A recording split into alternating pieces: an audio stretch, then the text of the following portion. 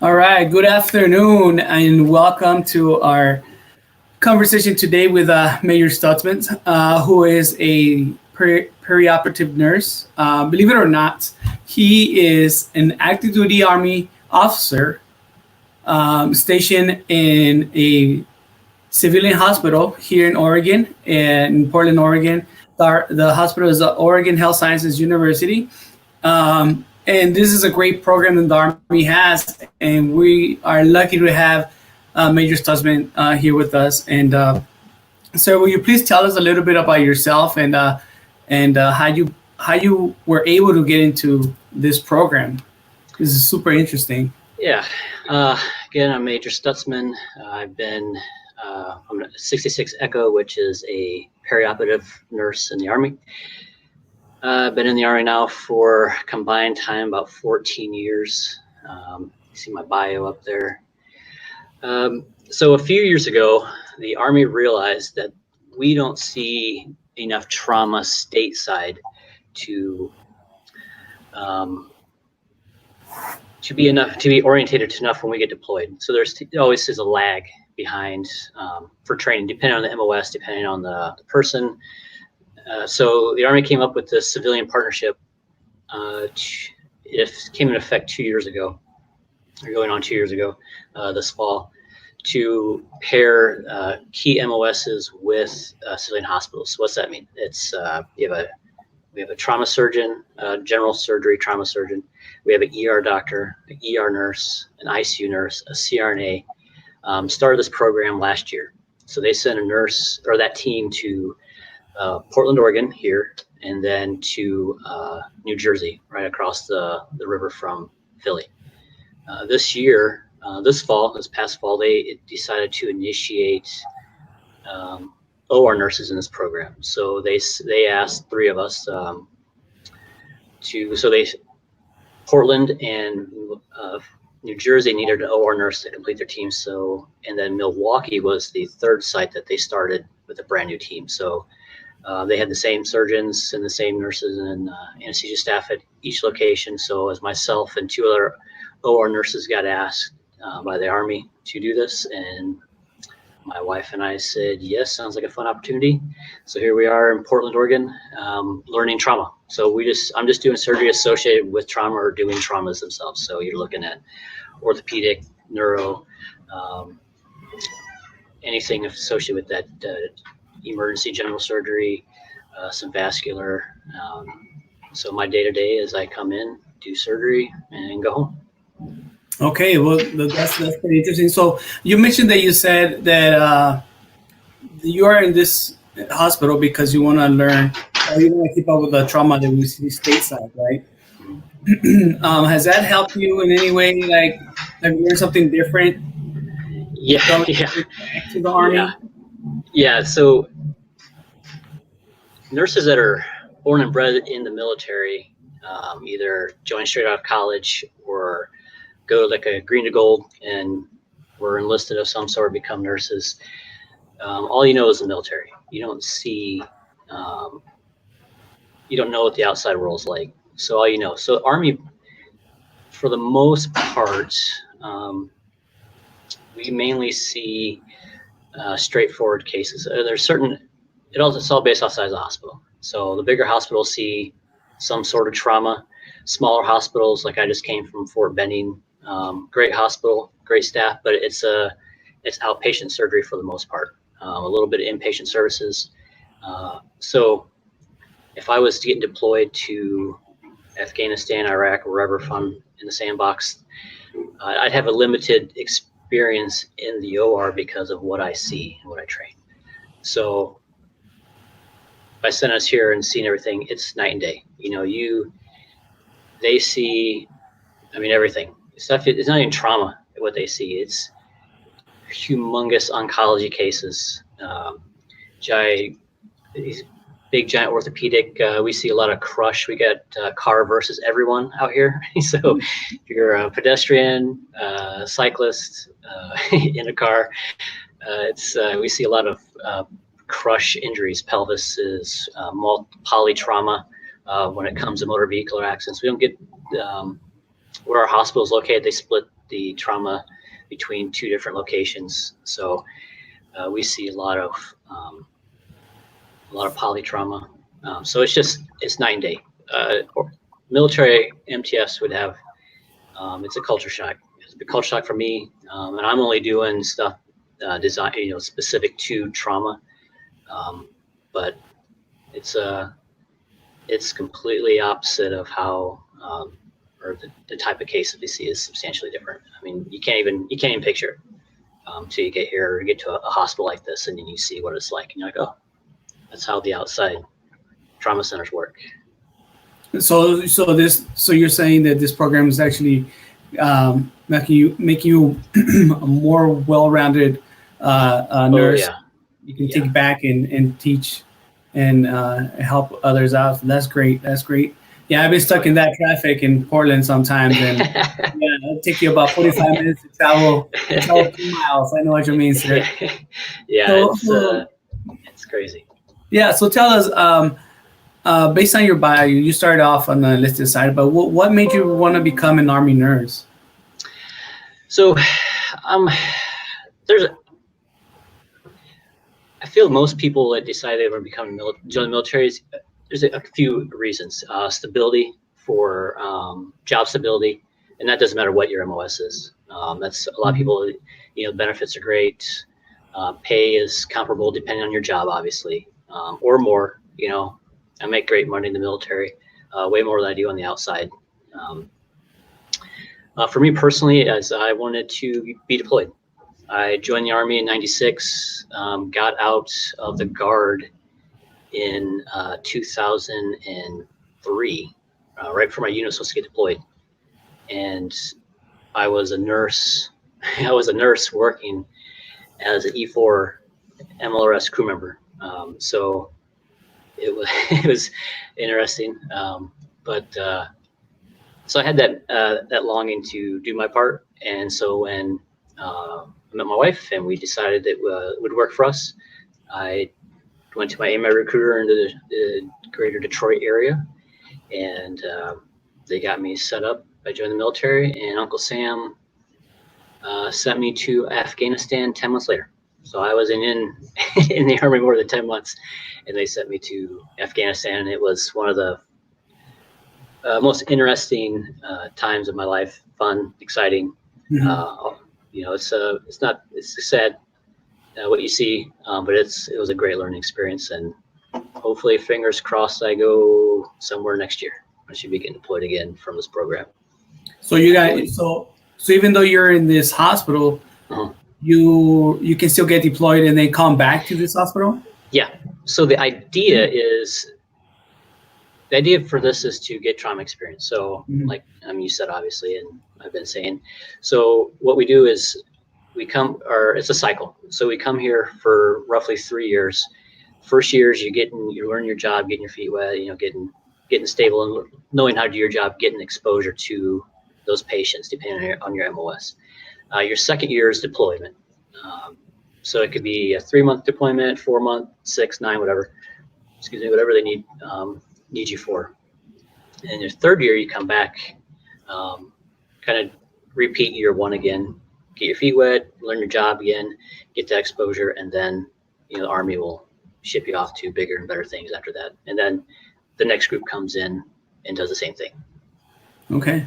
So what enticed you to go the OR nurse pathway?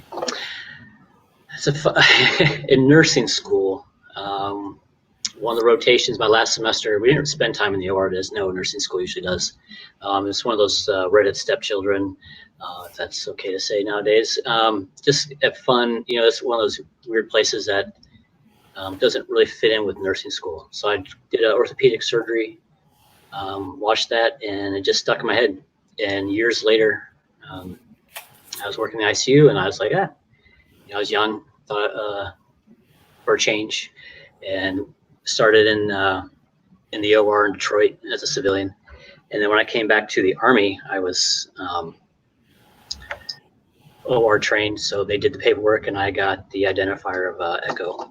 That because my hospital did the correct training. The Army is very good at training. So you have to have the correct training for an OR nurse to become an OR nurse. The Periop 101 is what you have to do. So it's been a good run. I enjoy it. You see some crazy stuff, and you get to do a lot of fun things. And so it's definitely more of a task-orientated, patient safety mindset for the OR versus your traditional nursing.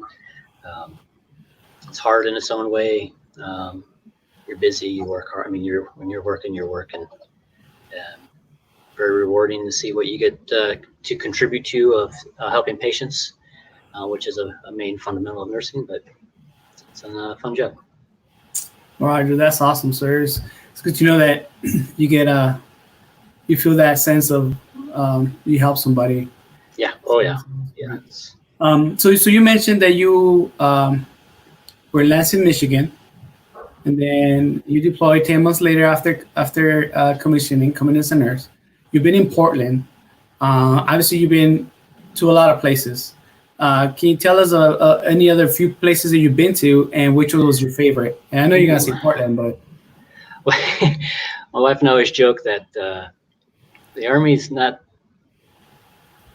has such fun and exciting places. Exotic places like Augusta, Georgia, Fort Columbus, Georgia. Now we find the best out of everywhere we go. We've enjoyed every place we've been to. We enjoy the nice the mild winters of the South and the insane amount of heat, humidity in the summertime. We were stationed in Georgia twice. We do love the Northwest. The weather doesn't bother us. The constant rain, 8 months out of the year for the most part, and it's just a unique place to live. We were in Tacoma, Washington, at JBLM for 3 years. Baltimore, we lived in the tiny little outpatient clinic with 4 OR suite. I got to be the OICF at a very junior captain, and we love Baltimore. We love Maryland as well. So there isn't a place we didn't like. There are just places that we liked more than others. Fort Benning, we just came from Columbus, Georgia prior to here last year, and I got to go to airborne school at 40. Wow. AMED, our hospital got the approval from the DCN, worked on it for walk-on. So, there's a couple of OR nurses that went to airborne school, and I was getting ready to do air assault because same thing, and then I got this instead. So this is a little more, a bigger opportunity than air assault. So maybe someday before I retire, but as of now, I'm here and enjoying. So I've been in the Army a while. I don't want to say how many, maybe like 20 years around there. We may have talked about it earlier. How was it going through airborne school? You say at 40, correct? Yeah. It was the second. And you see all this young, from my experience, and all the soldiers I work with. Oh, sorry, I got airborne school, and they get so happy, and they go through it. And to me, I see that, well, if the Army says, hey, Sergeant Villa, you have to go to airborne school, okay, I'll go. But to voluntarily go, like, can you tell us about your experience, especially going through as an officer? They, of course, people I worked with, like, are you serious? Because we do, it's not, it is, you're jumping on a plane. So there are obviously inherent risks to that. So we do surgery a lot on fractured legs, ankles. You get the occasional worst breaks. So I knew what I was getting into, but I was like, oh, this is an opportunity. So I said the paperwork, and I walked on. So the nice thing about airborne school is it's a 100% respect of rank. Doesn't matter what rank you are. E1, straight out of basic. AIT, you haven't gotten your butterfly or your mosquito wing yet. All the way up to, our DCN at the time was a full bird colonel when she went. Oh, wow. She's the first one to go from our hospital at the time. And they're respectful. They treat you, they call you by your rank, and they expect the same thing for them. And you just go through. And it was probably one of the easiest 3 weeks of my military career so far, because I just ran around and did what I was told. So Well, it was that's the good most to know, painful. sir. Yeah, That is anyone good can to do it. know. It just hurts. You spend 2 weeks jumping onto the ground, trying not to let your head hit the ground in preparation, just to, obviously it's more detailed than that, but you will have pain in lots of it, neck, back, legs, everything hurts. And then you do the jump week. Coworker of mine I worked with, he was prior special forces. He said I had 5 night jumps because every time I jumped, my eyes were closed, and I can't disagree with that. But technically, we did 2 night jumps, or 2 night jumps, 3-day jumps, and 1 equipment jump. You have all your the gear on, the rucksack, the weapon case with a 2x4 in it, and I did what I was supposed to for the most part, and came back with no broken bones, and have the memories to go with it. But just, if you see, you see privates doing it, you see older, there's 2 of us that were 40. Everyone, if kids can do it, I don't want to get showed up by a bunch of, 426 kids, give or take. But it was a blast. I would think about doing it again. Well, that's good to know, sir. Like I said, if I ever get the opportunity with Army says you're going to airborne school, I look forward to it. That's quite an experience, and having a Oh yeah, see, there they go. Yeah, that's great. And then you go and do it as an OR nurse. That is great as well. So give me a little anxiety thinking about it. That is great. That is great. So you're working here at OHSU in Portland. How is that different between a military hospital setting? I know you mentioned the cases. Obviously, they're different cases. But I'm talking about like structure wise or. So that's the thing, is people don't realize is the military is no different than the civilian world when it comes to AMED. When it comes to Army medicine, all the same issues. It's all the same. It's across the board. So, if your military hospital has issues with supplies, guess what? Your civilian hospital is no different. So for OR speak, for OR to OR, it's all the exact same issues. It's getting what you need, getting it in time, dealing with, vendor. I mean, it's all the same stuff. The only difference is, as I previously said, the acuity of your patients, and from a civilian hospital, at least this size. But the big difference is you're in the Army. So you have your military duties, always dependent on your MTF or the chain of command. That's the really big difference, where civilian hospital, you can choose to be as involved in the hospital as you want, as far as committees and things like that. The military, it all depends on your rank and what your job is. That's the biggest factors. You have your OERs or NCOERs, and then your annual requirements for training and this and that. And so if you can handle that difference, it's no different than the outside. You got to work someplace till you retire anyway. So why not take advantage of the military and get the benefits that they offer?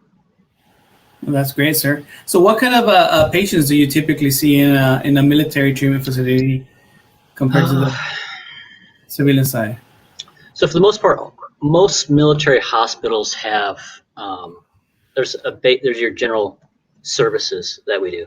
You're gonna have general surgery, you're gonna have GYN surgery, you're gonna have eyes, ophthalmology, maybe some plastics, orthopedics. There's always orthopedic injuries.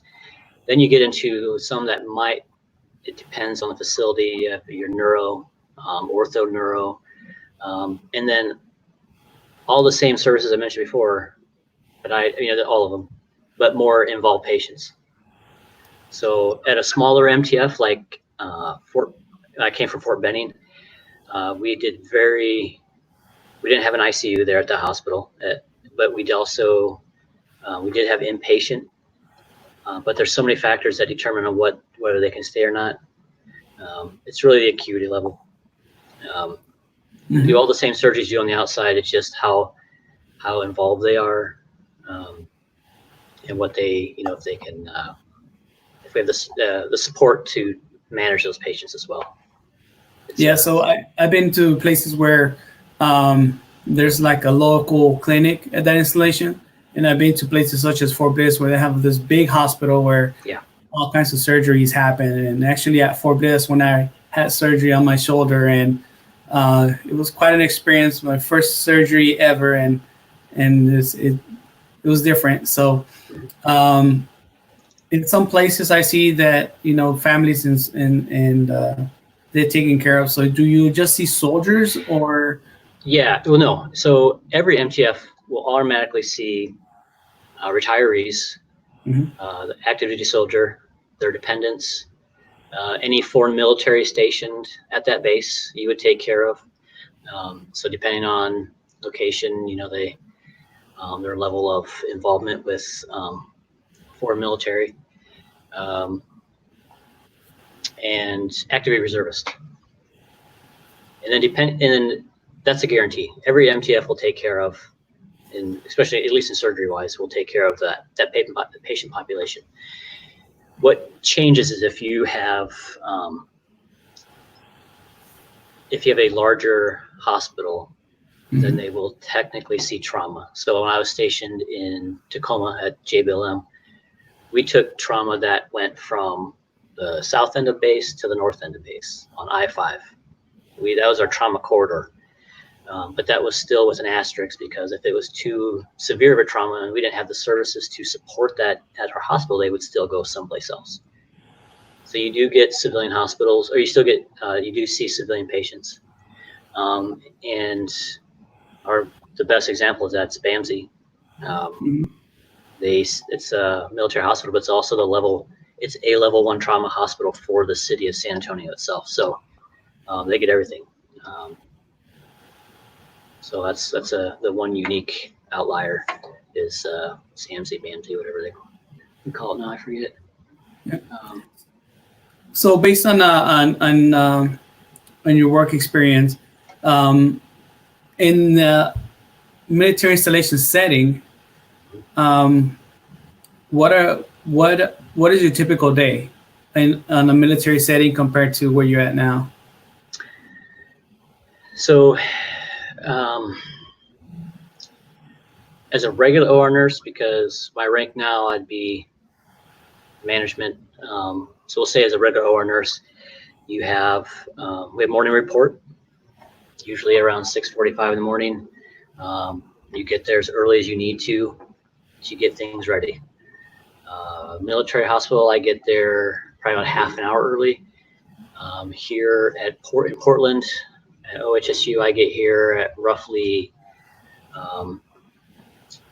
around 6 o'clock. I get out to the OR, give me a good 45 minutes to get things going, to get the room ready, get needed equipment that they might not have got, to get everything going. So when we get morning report, I'm ready to go. I can help out my scrub tech or scrub nurse to get the room ready. They're not waiting on me to do my stuff.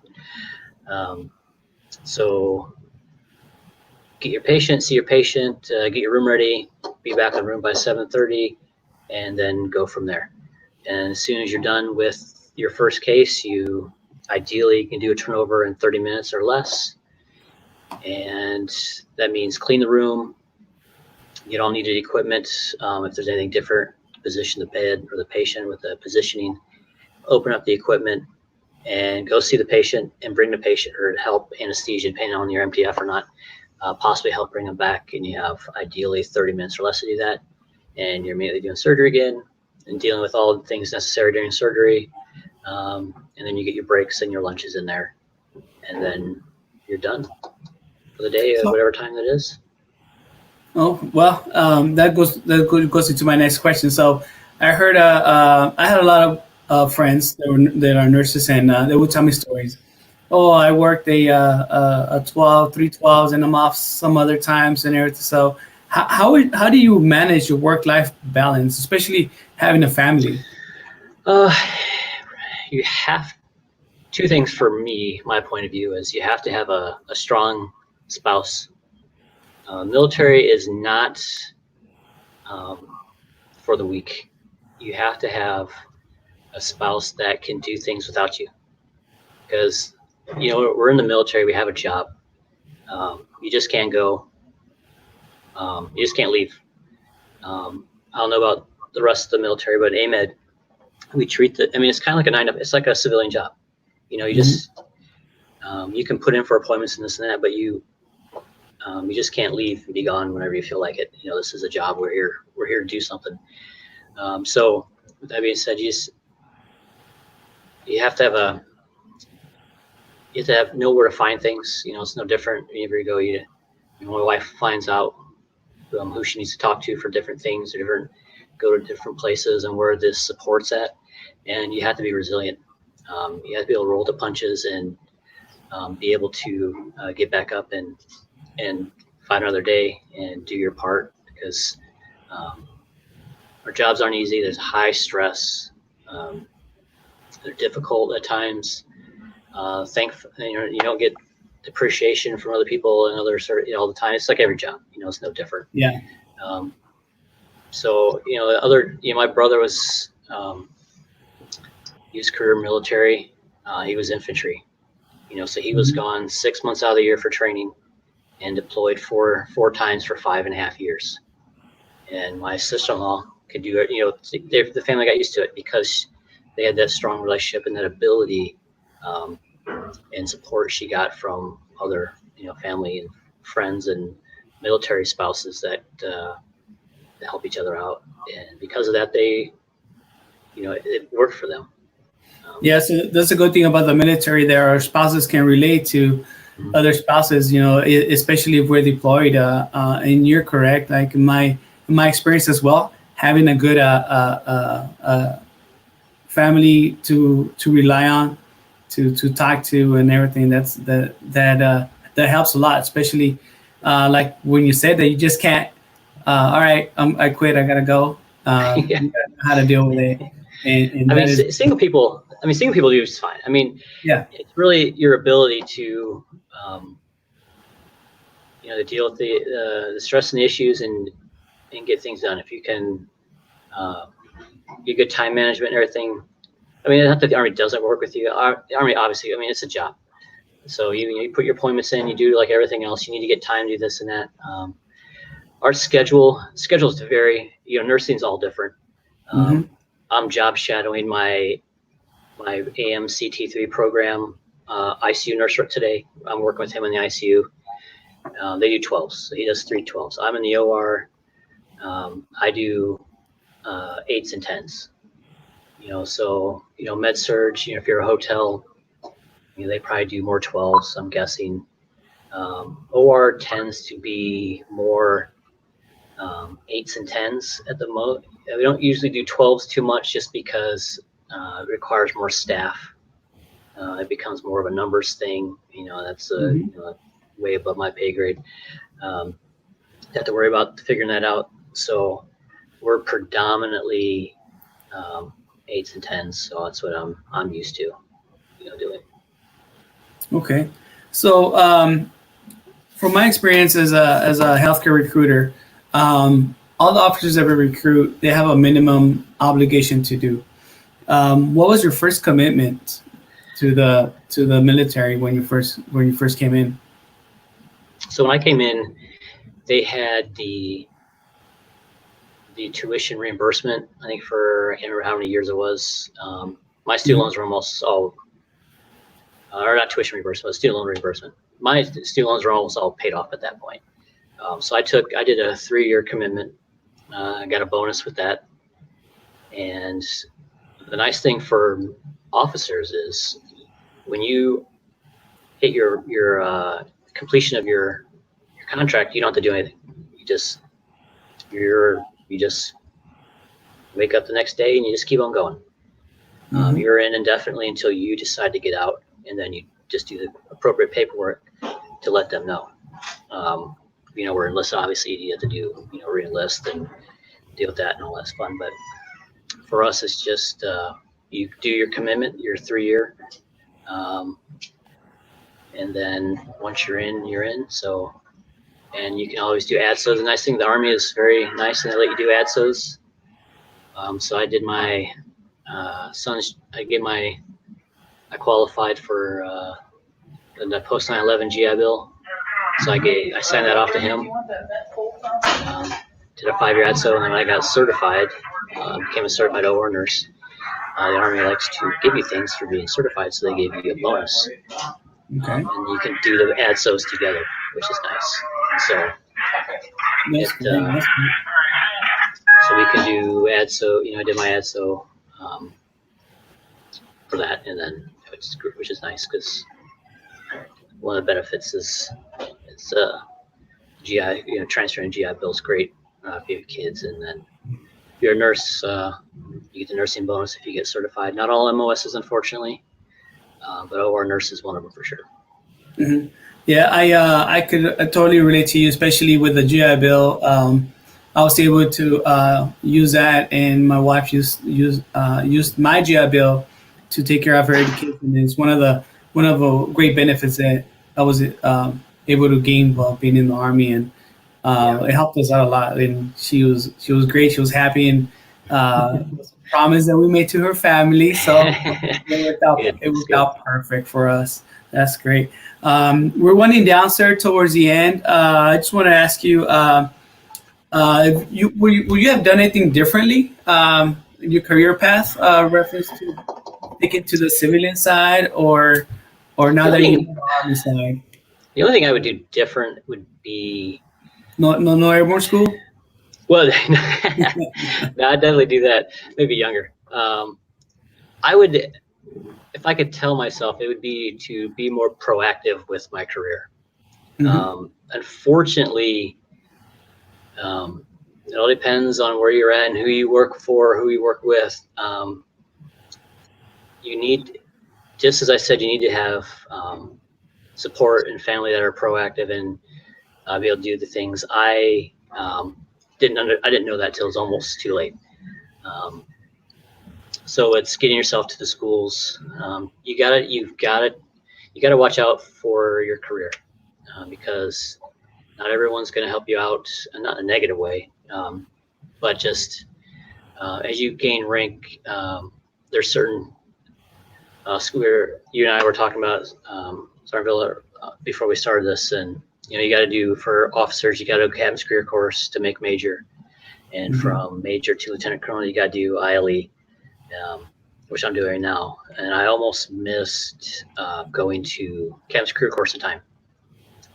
And luckily, I got to a duty station, started talking to key people, and got the timeline correct. And more importantly, was leadership there that supported it and helped me get to that point. So now, and that's where I developed. Okay, I need to make sure that I'm watching. My professional, my job progression and my military progression. You have to keep both those in mind. Military only does, they only do so much. You need to do. They will let you go to those places. You just have to make sure that you get yourself there. No one's in the military to babysit you. You're an adult, and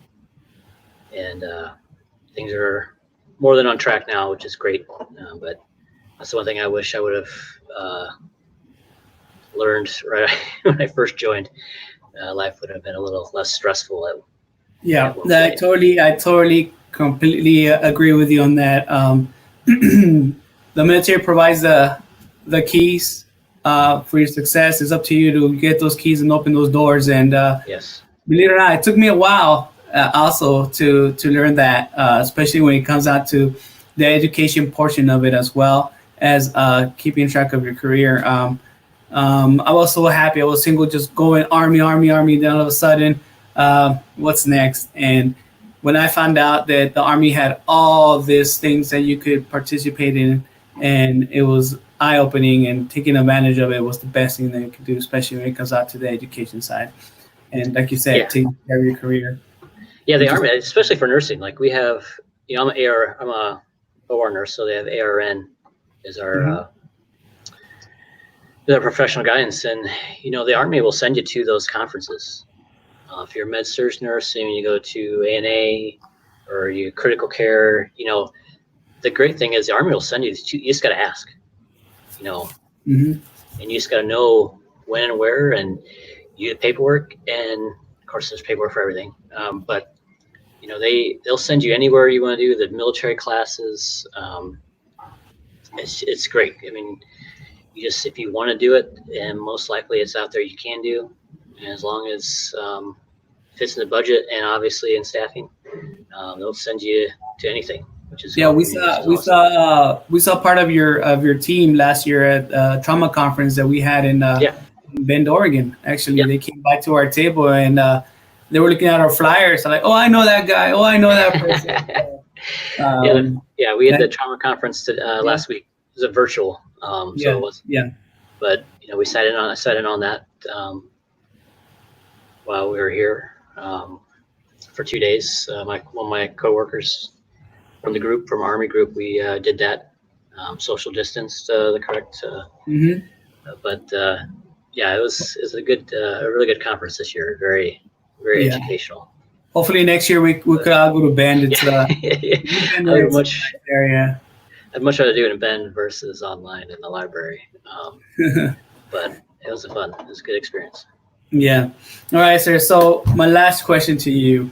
Um, in your opinion, what are some of the pros and cons of being an or nurse in the army?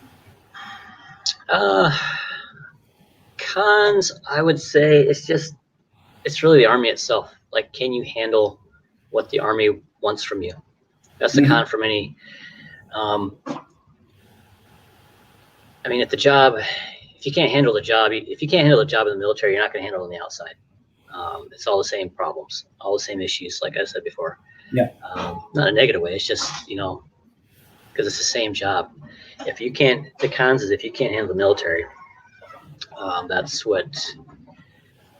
that's that's the hard part. If you that's why people get out of the military is they can't. It's the aspect for whatever personal reasons or professional reasons. Um, Pros, uh, and it's everything. The benefits, pay, getting to travel, which can be a con Yeah. depending on your personality and what you like. Retirement.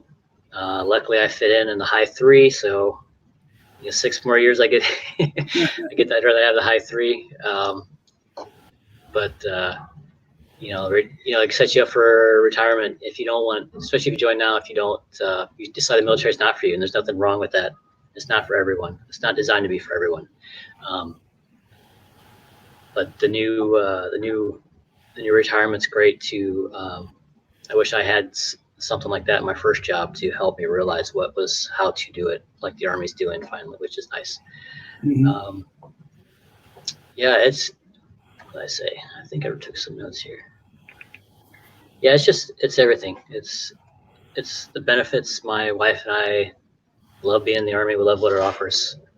Yeah. Um, there's a tough time for me at one point. I took a step back and reevaluated, and was going to get out, and then I took a look at how much I made, and not that it's all about money, but you need money to survive, and I was like, Hmm. okay, and then I realized it's the same stuff on the outside, um, the same issues, the same things would bother me. Took a step back, don't sweat the small stuff, um, and it's been great ever since. Yes, sir. It's I keep thinking about the MRT courses. I hunt the good stuff. mhm. There's always Yeah, good. yeah, yeah. Right? Master resistance training. Yep, Yeah. it's so true. It's always corny because it's training, but Yeah. it is true. You really need to. Uh, we have a child now. We have a 4-year-old, so it's hard to go out and do the fun stuff. But and I'm doing ILE on every waking second of free time in my life. But we always go out and do stuff. it's the resiliency. It's spending time with family or friends. And yep, there it is. And just you have to do that stuff to in any job. It doesn't matter if you're in the military or not. Yeah. And that's the nice thing is what the military gives you are tools to deal with stuff. They're on top of everything when it comes to resiliency, to mental health, to everything. You just gotta use what they offer. And I have tons of friends in the Army, and they are all living life, doing different things and enjoying it. And my wife and I are doing the best we can to get out there and see things and do things. And it wouldn't happen if I was a civilian back in Detroit. Definitely, sir. Sure. Well, thank you very much. You've been very candid, and thank you for taking time out of your No problem. schedule. I'm pretty sure we're gonna have more questions. We'll be bugging you here later on, but yeah.